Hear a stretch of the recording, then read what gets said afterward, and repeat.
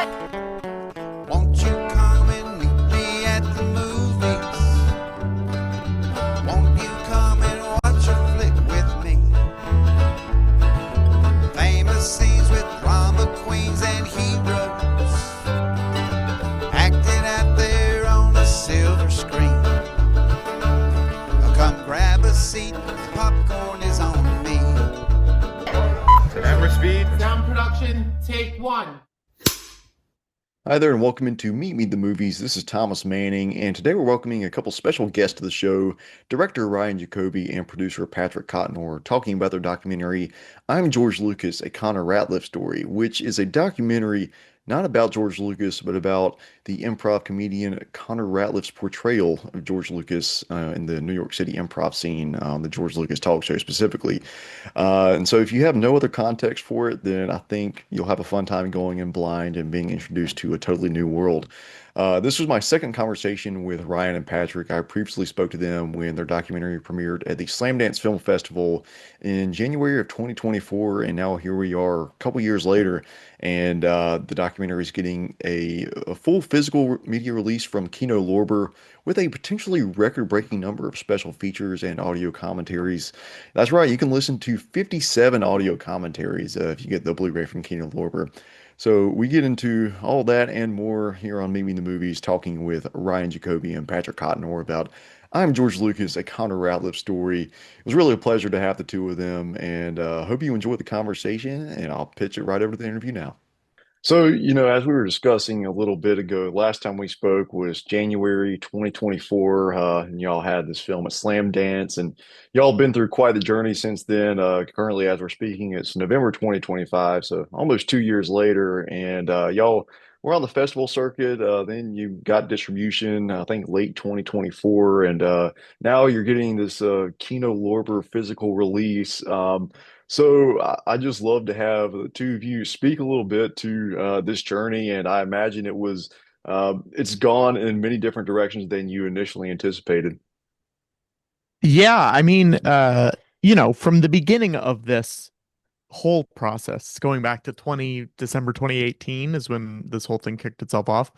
My thing was always like, if we're doing this, we're going to get a physical release. Like, this is going to happen. I'm so sorry if you have other plans, but like, either you make this happen or I make this happen, but it's going to happen. So that's always kind of been the goal. And I think it worked out that we found the right this sounds so professional the way I say it, but I'm like, we found the right partner to make this happen. And it was great. It took a long time because the physical media world is not what it was 2 years ago, 5 years ago, 10 years ago. Like, it's rapidly changing. And I think we're in a place where it's coming back a little bit because people are seeing that things can just get pulled from streaming at any time and can be taken off the internet and you just can't see it anymore.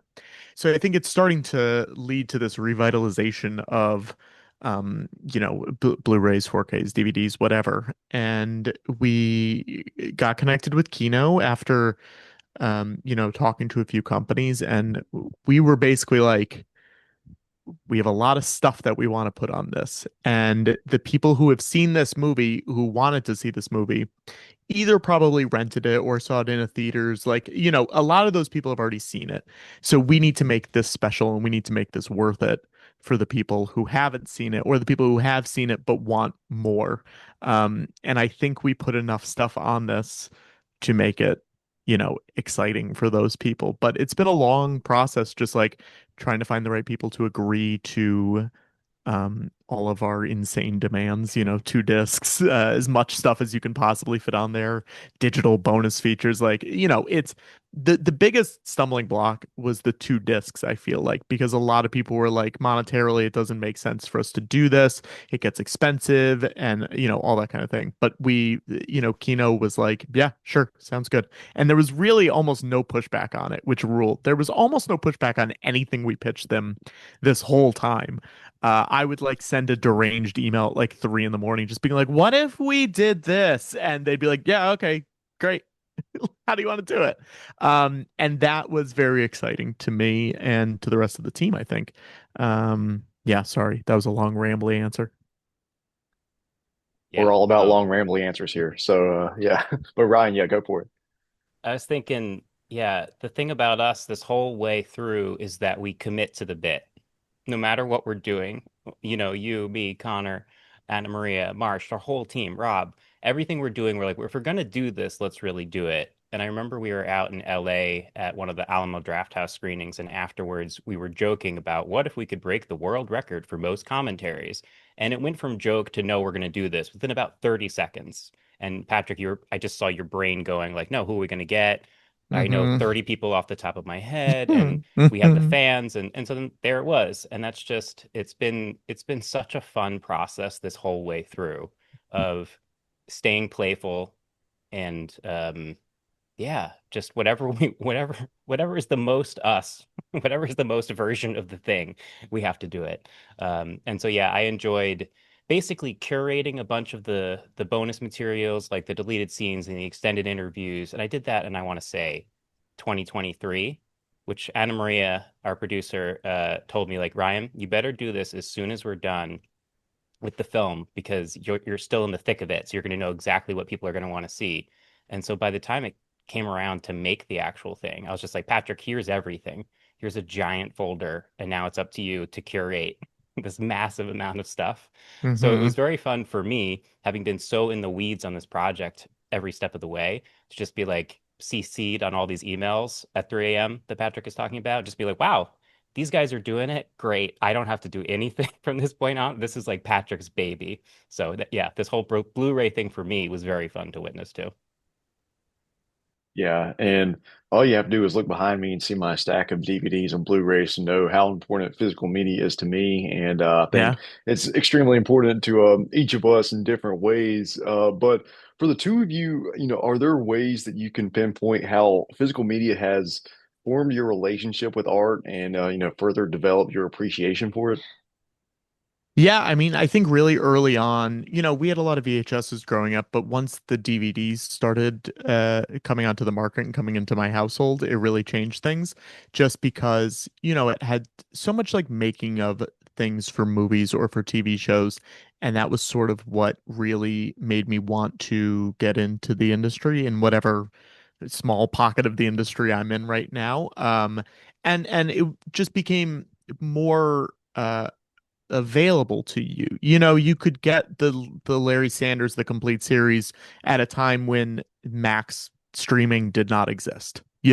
And all these shows were not available to you. And I think we're at a time now where like there's a lot of stuff on streaming. You can obviously find, I'm just literally looking at my shelf right now. You can find Party Down streaming, but in 2 months, their contract might run out with Hulu and it'll be gone for another year. And you're like, well, I can't watch Party Down. Well, guess what, guys? I can watch Party Down because it's on my shelf.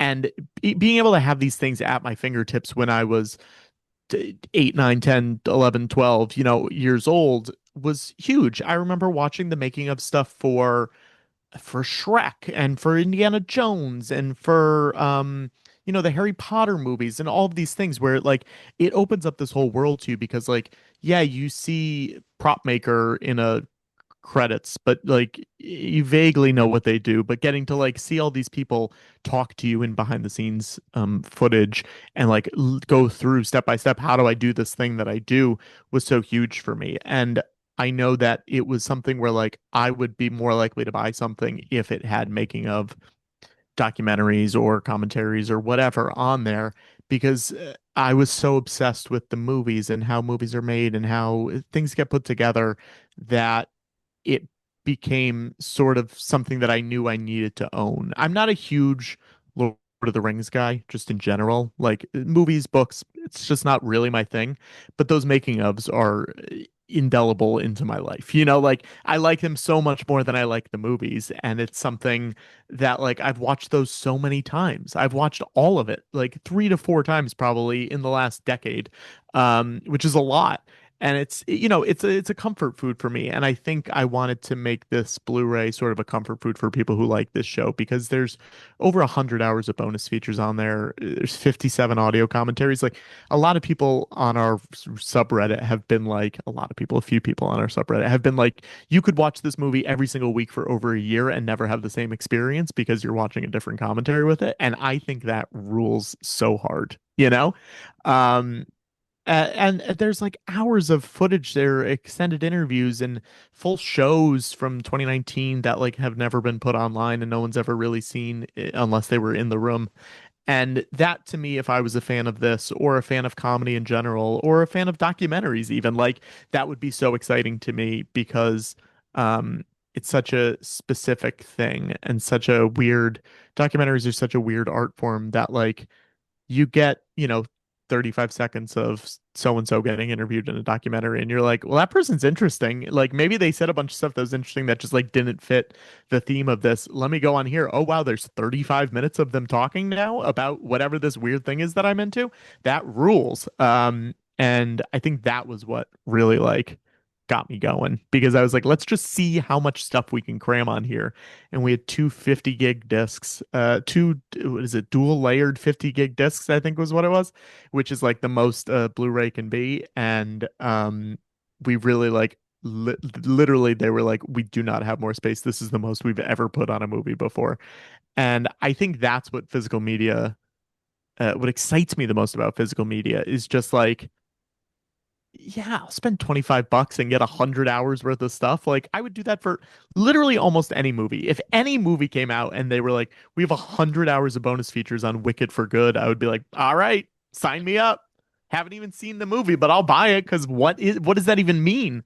Um, so yeah, I mean, you can't see my wall right now, but it is very similar to yours in that it just takes up the whole thing. Yeah, bonus features on physical media was my film school before I went to film school. And I think Patrick and I have talked a lot about how we have a mutual love for the documentary that came out with the Phantom Menace. What was it called? The The Beginning? beginning. Yeah, the beginning Yeah, rules.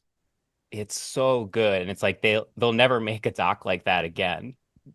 I Mhm. think they had sort of a fly on the wall access to things. And what's funny is as a kid, I thought it looked so fun, but I feel like if you watch it again now, it's like George is just exhausted and Yeah. upset for so much of the doc that I Yeah. don't know why I thought filmmaking was supposed to be so fun, but I did. I just kind of like bypassed all of the grueling, tedious parts of it that they very much went over in that doc. But yeah, in general, I love physical media. I actually love both the Lord of the Rings movies and the Lord of the Rings special features. And that was, very comforting to watch. I remember whenever I was like having like a sick day or something, I'd be like, let me just throw on the Lord of the Rings, special features. And I would obsessively watch, especially anything that came on a Star Wars, the Blu-ray set. There was what was it, like the Empire of Dreams Hmm. Yeah, it's feature. like a 3 hour documentary or so. Yeah, Yeah. yeah, good stuff. Yeah. I love it. Give me all that. Give me all of it. So, There's also to hop in. There's so many making of Star Wars documentaries that have been put out on various forms of home media, but don't get ported over into everything.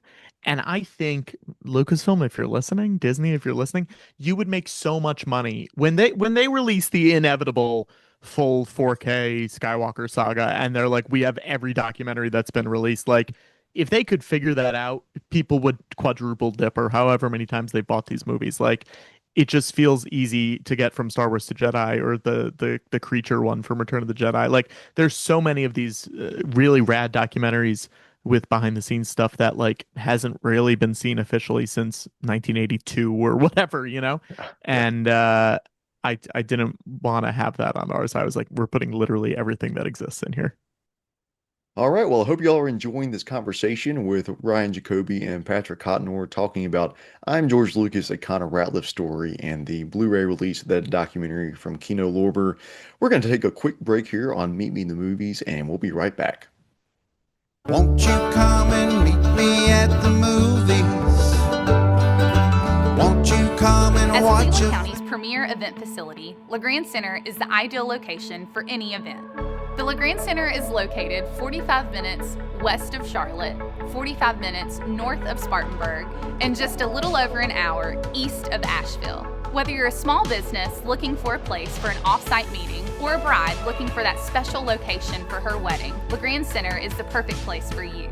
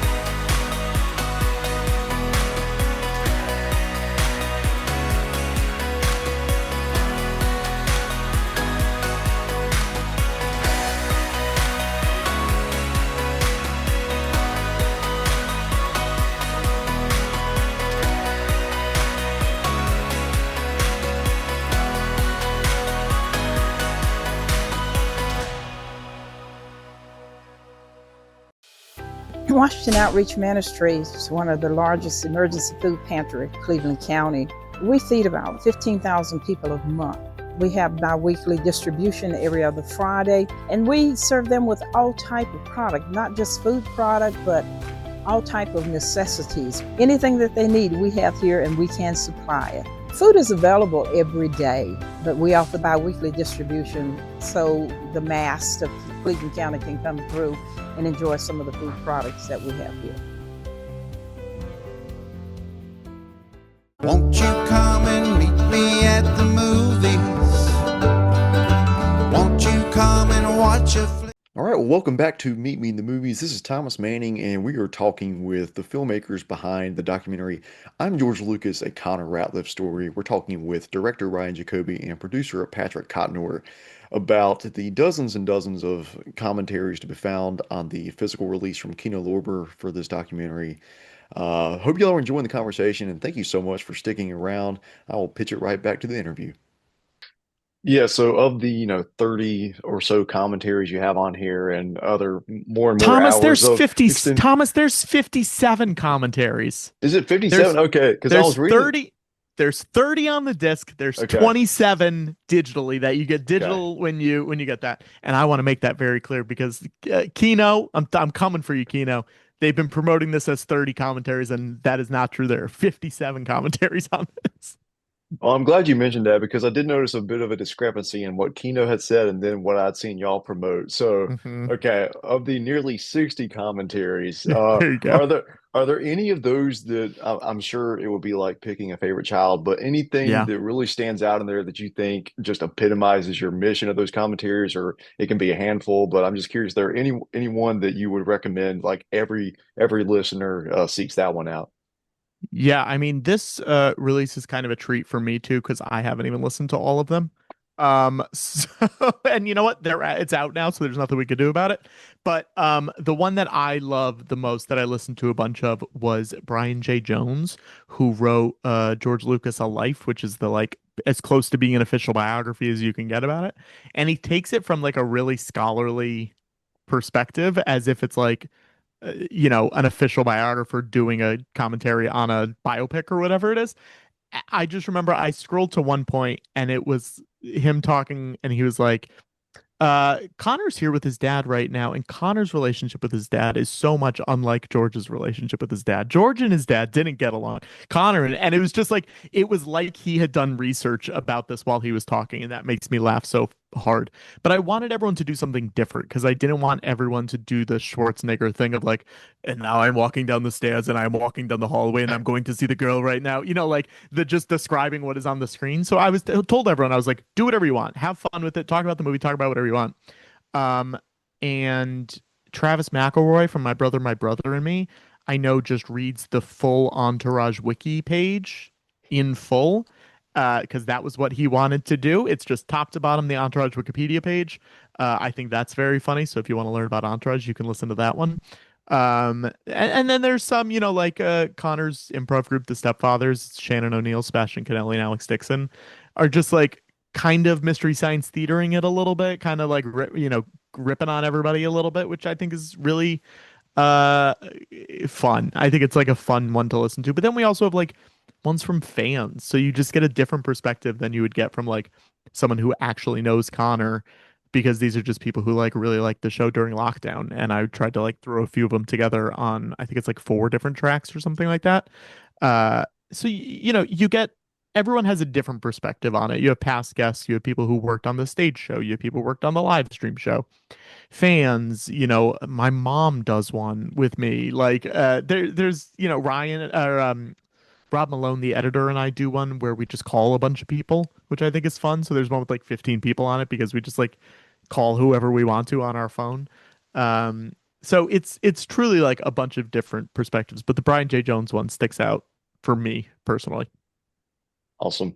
Yeah, Patrick, I know you said you haven't even watched or listened to all 57 of them yourself, but I do have a good buddy who he's making that his mission to do so, and hopefully put together an essay on it. So, stay tuned for that developing story. So I'm so ready. I'm so ready. This version is actually a special edition. This Blu-ray Amazing. is Sure. different. It's different than the version that premiered at Slam Dance. Ryan, I'm going to throw you under the bus a little bit. Is that okay? Go for it. I'm so used to this story now. I'm just No, I yeah, know, go I for know, it. but it's I think it's worth telling. There's a shot when Connor goes back to Missouri and they're like driving down the main drag to and they see the Capitol and all that. And the audio is Connor saying, "This is Missouri Boulevard. It's a really important street for me," and all that stuff. But the shot was not Missouri Boulevard. So Connor made them change it after the premiere because he said he didn't want to look stupid if people from Missouri saw that and knew that it was not. So this technically is already a special edition. So if we can get a super special edition, I would love that. Well, I will confess, I still have the original screener saved on my Vimeo watch later. So I guess Aha. I'm in possession of both the Rare. original, yeah, and super edition, now the special edition. So yeah, I'm in rare territory. I love it. But That's great. yeah. But I'm glad you mentioned the Missouri aspect of Connor's upbringing. Obviously, coming from rural America, not he didn't directly grow up in the New York comedy scene, and he made his way there later on. And I think for the two of you, y'all probably don't share that in common with him. Have Mhm. y'all lived in kind of more city areas for most of your life? Is that right? Yeah, I mean, I'm from Connecticut, the like suburban northern part of Connecticut, which isn't super suburban, but I moved out to go to college in New York, so I got out when I was 18. But it was a lot. I worked on a farm in high Right, school. right. Oh, okay, yeah. Yeah, but got out, got to New York about as quickly as I could. Yeah. Um, so But but I, but yeah, I'm curious about your perspectives and seeing someone like Connor come from a background like that and then really make his dreams come true and yeah, just what it was for you to capture that journey and see it from your own eyes. I mean, it's kind of the dream, isn't it? It's kind of the like, it's The the Luke Muppet Skywalker movie. working on It's a the on a Luke Kind of moisture the Luke farm. Skywalker. story, Yeah. It's huh? the Yeah. yeah. It's the like, small guy comes from a small place and then realizes that like he wants to do this and he can do this and he's trying to figure out any way that he can to like make it happen. And I think that this movie captures that in a really nice way. Getting to talk to his parents and you actually getting to like see the town instead of just talking about the town is very important. Um, because you can actually like a lot of people I imagine can relate to that. Like, it looks like a suburb and it looks like there's not a ton, he found the ways to make it work when he was a kid doing theater and doing his dad's TV show and all that stuff, but it's definitely so different from what happens as soon as he moves to quote unquote the big city or, goes to London or whatever. Um but that's one of my favorite parts of the movie is when he goes to Missouri and gets to see that. I would watch 10 more hours of that. And you can on the Blu-ray. I'm just kidding. It's true. Yeah. We have a bit more Missouri stuff. But yeah, Yes. my version of that is I grew up in Staten Island, which is the forgotten borough, the fifth borough of New York City. So and it was very suburban where I lived. And so there's not really any parallels to Connor. But within the New York City like borough system, that's as close as it gets to like seeing on the horizon the big city and having dreams and yeah, but Connor's was a little more dramatic and um, he's as far as I know like still loves living where he lives in New York. Like he's Hmm. just this is his home. He's a New Yorker through and through. Yeah, I think it's something that I can relate to very directly because where I'm zooming from right now, we have a population of it's either 2,000 to 4,000, depending on if school's in session. It's a college town, so it's definitely a far cry from the New York cities of the world. But Yeah. so yeah, yeah. But looking more to the Blu-ray itself, yeah, I have it right here, as you can see. So, I didn't just set this up to talk about something that I had not purchased. I've got it right here. He's a real But fan. yeah, but I'd love to talk about the design of the package itself, the cover art. I Yeah. think, see, your cover art is from Justin Ridge, I believe. Yeah. Can you talk about the importance of supporting artists like that and just the significance of cover art in general, which is increasingly becoming a lost art. It is. It's definitely becoming a lost art. A lot of times you get the same key art that's either just the poster or art that you see everywhere when it comes to that movie. But yeah, so Justin was a storyboard artist, concept design artist, director on Clone Wars, and then worked on Rebels and co-created Resistance, which was another animated Star Wars show. He worked on Avatar: The Last Airbender with Filoni, and then got in on the Star Wars animation train. But during COVID, he became a fan of the live stream, and we met. And he's rad, and he offered up his services to do this. And having the poster on the front of the DVD or Blu-ray is always really cool, but also at the same time, it's like, let's get a fresh thing on here. And if you have the Blu-ray in front of you, it's a double-sided thing. So if you like the poster, you can have the poster on the front. If you like Justin's art, you can have Justin's art on the front. Something that a theme that is prevalent throughout the entire documentary and also the career of George Lucas is the matter of failure. And I'm curious for each of you personally, how did making this documentary, challenge what you thought about the concept of failure, whether that be, personally, professionally, or creatively, or a combination? Yeah, I mean, I think we all still struggle with that every day, I assume. But it's definitely something where it's like you push through it and you find the thing that you're supposed to be doing. They talk about the Deadeye stuff, of course, with Tom Hanks firing Connor on Band of Brothers, which gets expanded upon in his podcast. But like that was so long ago, and Connor's done so many things since then. So things seem big in the moment, and then you realize later on that like, well, if that hadn't happened, this wouldn't have happened, then this wouldn't have happened, and like having that in the back of your head of like it seems like a big deal, but it's not a big deal right now. I think is very important, and trying to work on that as much as I can. Talk to my therapist, Yeah. Yeah, I think that's something, again, we have in common is we're all very ambitious people. Everyone who worked on this documentary is kind of wildly ambitious. Like we said, we commit to the bit.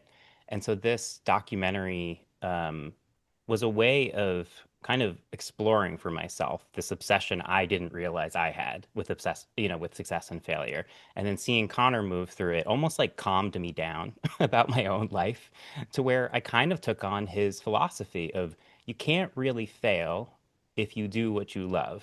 If you like hmm give your whole heart to something, there's different levels of achievement possible when you do that. And we're shooting for the best. Like Connor is a very ambitious guy to this day. Like, I hope the documentary paints that properly because he's not just doing it only for the fun of it, but he doesn't have attachment to outcomes. He'll be like, okay, it didn't work. What's next? Yeah. And so that's something I really took with me moving forward. Yeah, yeah. Well, as we wrap up here on Meet Me in the Movies, I want to thank again Ryan Jacobi and Patrick Cotnoir for sharing their time with us and all of their energy and their passion that they put into creating this project, but also in just sharing about it. And you can tell that their love for this knows no bounds. So I really do appreciate them and was glad to have them on Meet Me in the Movies. You can go over to elementsmadness.com to find our previous conversation from a couple years ago and seek out I'm George Lucas, a Connor Ratliff story, available now on Blu-ray from Kino Lorber. As always, thank you for watching Meet Me at the Movies. We will see you next time, and that's a wrap. And the sad ones, we'll talk about the good ones and the bad ones. Many films to view till we meet again.